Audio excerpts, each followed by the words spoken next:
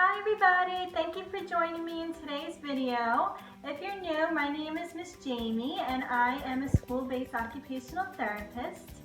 In today's video, we're going to be focusing on strengthening our fine motor skills.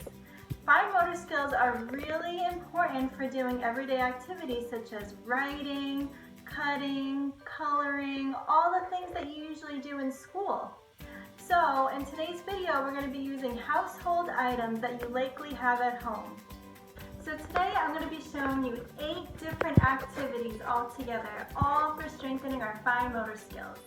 The first activity I have involves a piggy bank. Now I know a lot of you guys probably already have piggy banks at home. If you don't, I think I found this one at the dollar store. You could probably get one off of Amazon.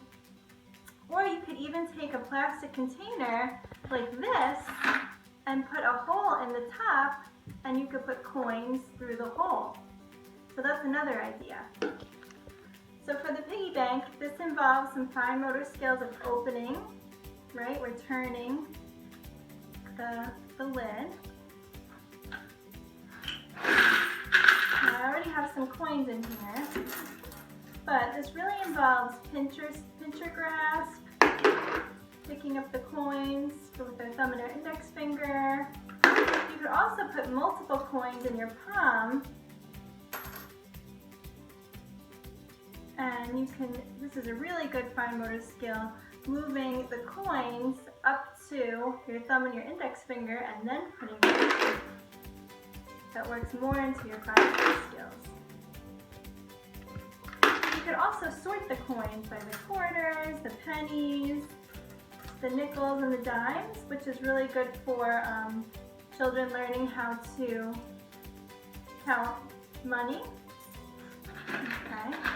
Our second activity, we're going to take our plastic container we have here, and if you guys have clothespins at home, this is a great activity to use, or even with the clips that you use for potato chip bags, the chip clips, you could use those.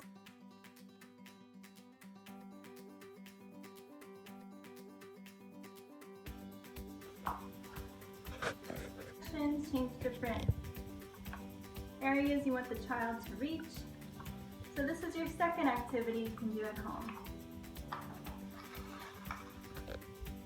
Now we have some Play-Doh.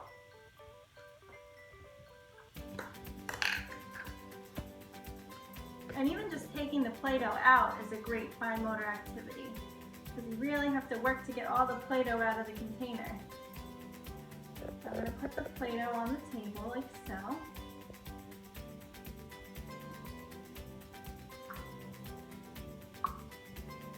And now, the third activity, we're going to take some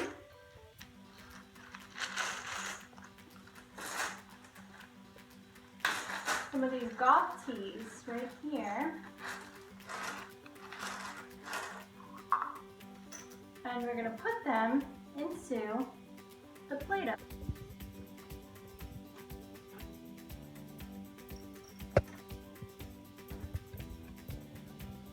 And to make this even trickier, we can actually put on some of these marbles and try to balance them. So now we're working on our motor control. And like I said, all this stuff is really easy to find and you might already have it at home.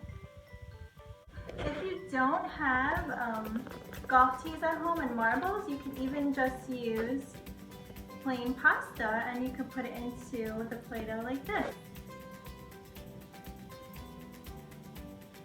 Let me actually break this in half so it's a little bit shorter. There we go.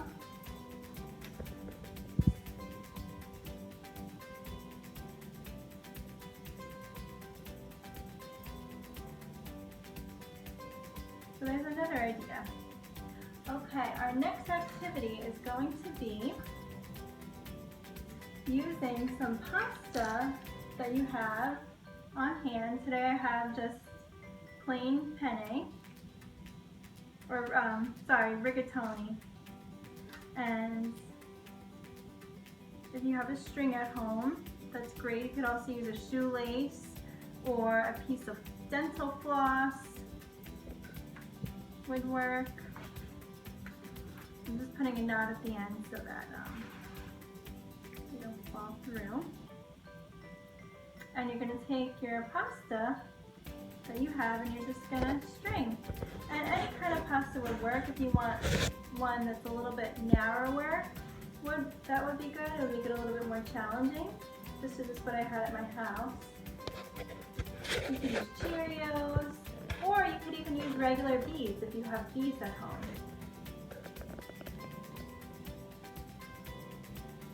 Like that. Another idea you could also do is, if you have markers,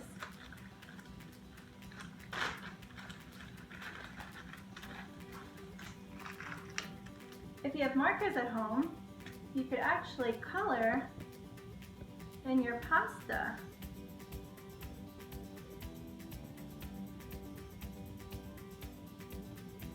I'm not going to color in the whole thing, but just to give you an idea, so that you can make like a jewelry, a bracelet, or a necklace. It's actually really easy to color. So I just got one side of it there for you to see. And if you guys don't have any kind of string, you could take your Play-Doh and your spaghetti, and you could take the pasta and you could string them onto your pasta. And this is cool because if you guys have different types of pasta, you can make a pattern, anything that you want. The fifth activity we're going to do involves a pasta strainer and some spaghetti. Or any pasta would work, a linguine or angel hair, or if you don't have pasta, you could even use plastic straws or pipe cleaners. And you could take the pasta and put it through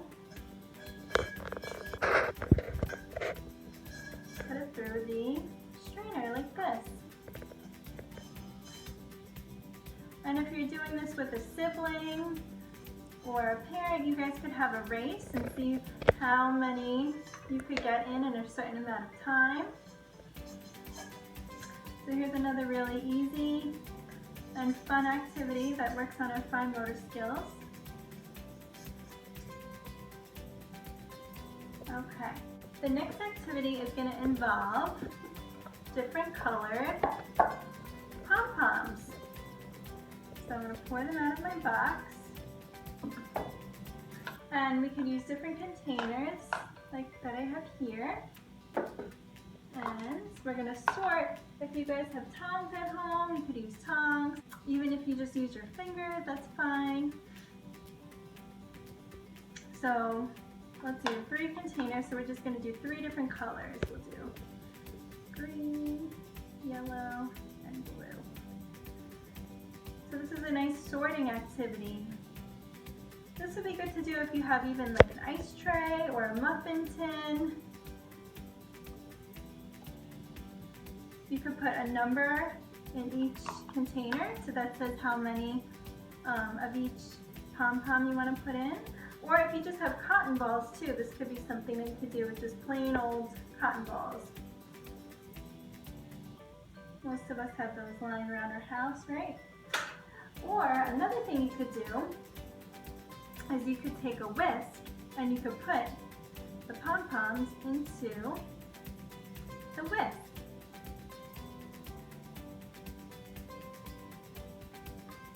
And then you could try to take them out too. That's a little more challenging.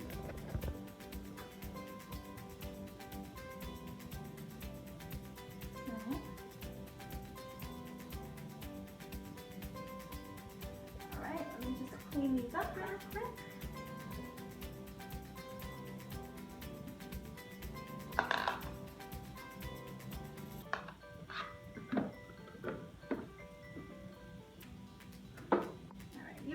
even the containers, you could practice stacking them. Okay. All right, now I need one of these. The next activity we have, this is activity number 7, and we have 3 different containers. Something you could do at home is just practicing opening and closing different containers. So most of us have plastic containers like this at home, or I have a candle here to practice turning it. It's even involving sensory integration in there. You get sense of smell. You have a nice lavender candle that could be very calming for some kids. Even a Ziploc bag, you could open it and close it. You could have a race to see how fast you can open and close a Ziploc bag. Another great one for strengthening these 3 fingers, which are really important for writing, your thumb, middle, and index finger. So that's another one. And our last activity is going to involve just using a plain button-up shirt you have at home. But you could certainly, if you have a shirt with some larger buttons, that would be a little bit easier. But just unbuttoning and buttoning a shirt is a great activity that works on our fine motor skills. Alright, so there you have it. 8 simple fine motor activities that you can do at home using everyday items. So thank you so much for joining me in my video today, and I can't wait to see you soon.